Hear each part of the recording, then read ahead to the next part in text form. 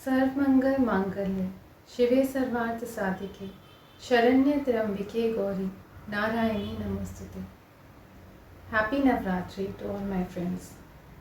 तो आज महानवमी में जब हम माँ की पूजा, आराधना, उपासना, व्रत कर रहे हैं तो हमें ये भी याद करना होगा कि Navratri is not only celebration of Ma, it is also the celebration of the divine feminine, the power within।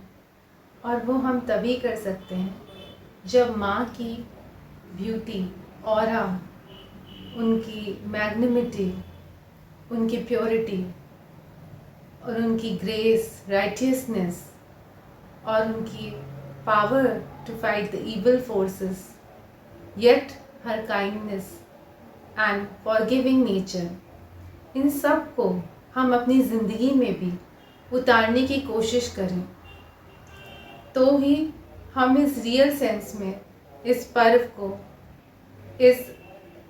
को पूरी तरह से सेलिब्रेट कर सकते हैं। बिकॉज़ कहीं ना कहीं ये क्वालिटीज़ जो हम माँ में देखते हैं, उनसे सीखते हैं, हम सब में होती हैं, लेकिन only when there is self realisation हम उन्हें पूरी तरह से महसूस कर सकते हैं, उनका यूज़ कर सकते हैं।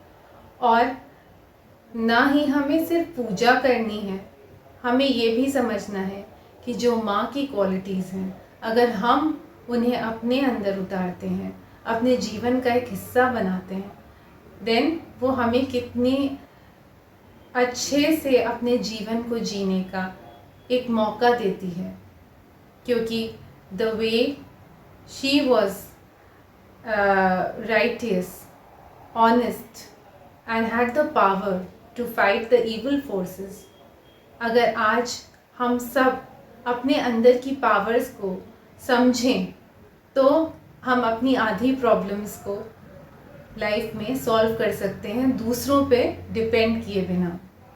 And secondly, in spite of the fact कि उनमें ये पावर थी कि वो लड़ सकती थी अपने राइट्स के लिए, और एक महिषासुर जैसे राक्षस से उन्हें विक्ट्री, जो कि कोई भी देव जो भगवान थे उन्हें वो पावर को बनाना पड़ा टू फाइट द इविल, वो खुद थी, लेकिन उनने कभी उस चीज़ का मिसयूज़ नहीं किया। और सबसे बड़ी बात, शी वॉज ऑल्सो द माँ who is very kind and forgiving and loving. तो इन सब बातों का मिश्रण हमें अपने जीवन में भी उतारना होता है, तभी हम अपने जीवन को अच्छा और अनुकूल बना सकते हैं, अपनी परिस्थितियों को, बुरी परिस्थितियों को भी अच्छे में ढाल सकते हैं। शायद यही मैसेज हमें माँ देती है, बस हम इस बात को कब समझ पाते हैं ये हम सब पर है। तो आज मैं इस कन्वर्सेशन के थ्रू आपको यही बताना चाहती हूँ कि let's celebrate the divine feminine. और नॉट ओनली हम माँ को सेलिब्रेट करें, हम सारी औरतों, सारी फीमेल पावर को, शक्ति को वो रिस्पेक्ट दें, वो सम्मान दें। और जब हम एक दूसरे को वो सम्मान देंगे, वो जगह देंगे, तो हम माँ को और ज़्यादा रिस्पेक्ट और ज़्यादा प्यार देंगे।